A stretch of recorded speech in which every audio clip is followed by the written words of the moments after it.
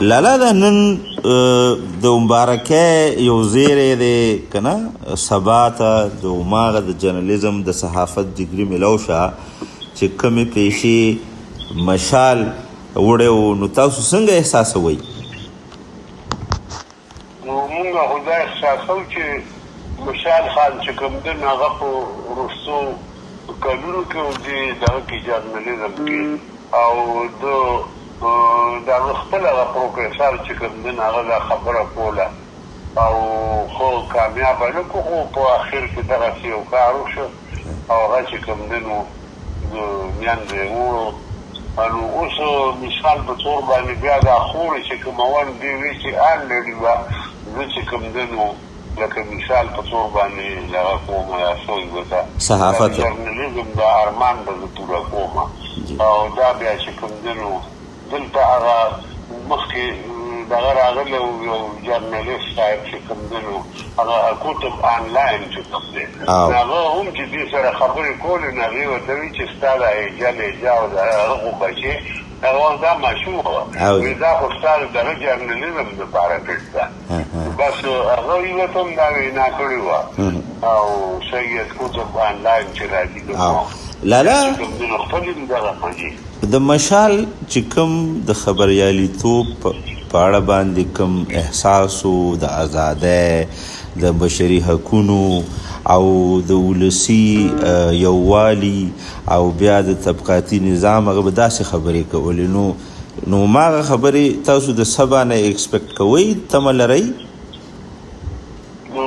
دا خو چې کوم دی هم مطلب دا دی چې د انساني حقوقو او د سچایۍ خبرې کوي او د هغه خور ده نو هغه خو د سچایۍ لمبردار و د انسان دوسته سړی و نو داسې دا هم چې کوم دی نو مطلب دا دی چې سچایۍ والا دي او د انسان دوستۍ خبرې کوي او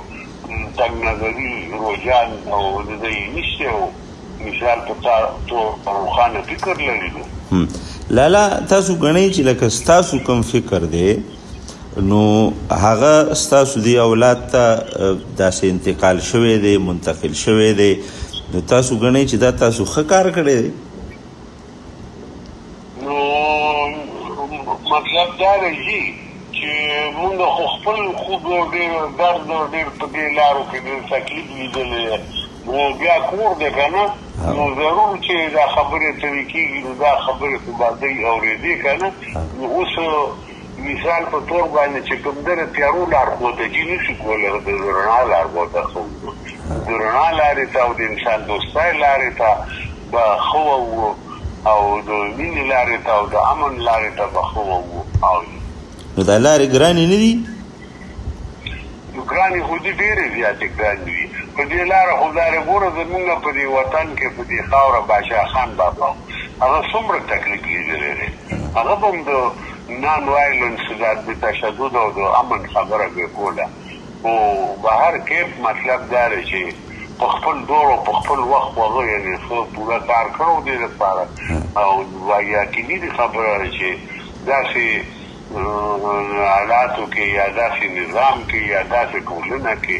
چې د هغې مثال په طور باندې چې کوم دی نو چا کېدلې ژبه یو د سترګې ړندی او کڼی نو ګران کار دی ډېر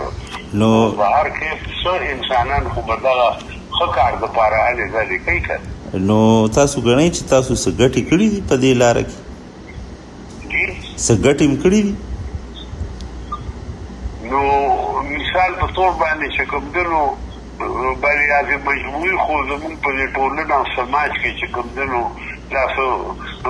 ګټه دغه لار کې چا نه ده کړې مطلب دا دی دغه نور خلک ګټې کوي خو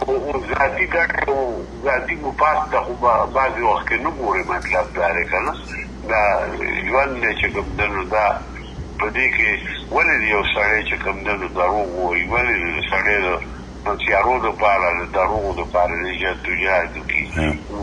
د انسان چې پیدا شوی دی په یو ټولنه کې نو وي به دا ټوله ټولنه کې به داسې کار ډېر خو ته خو به پکې خپل کار کوې که نه مطلب دا نو سبا ته څه نصیحت شته مونږ ته جي سبا ته څه نصیحت شته څه نصیحت ورته کوئ یا مونږ ته نو هغه خو بس دغه نصیحت څه ورته چې مطلب دا دی چې بچې د دنیا کې چې کوم دنو اوسئ او نیک کار کوئ او دغه کوئی ګوره صاحب زه تاسو یو خبره وکړم زمونږ په دې وطن کې یا په دې خاوره په دغه کې دا خو د دغه چې کوم دنو دولت او د دغه قدردان خو ډېر دي مطلب دا دی خو د نیکای قدردان خو کم دي زمونږ دغه نصیحت دی ورته چې کوشش وکړئ چې د نیکای قدردان شئ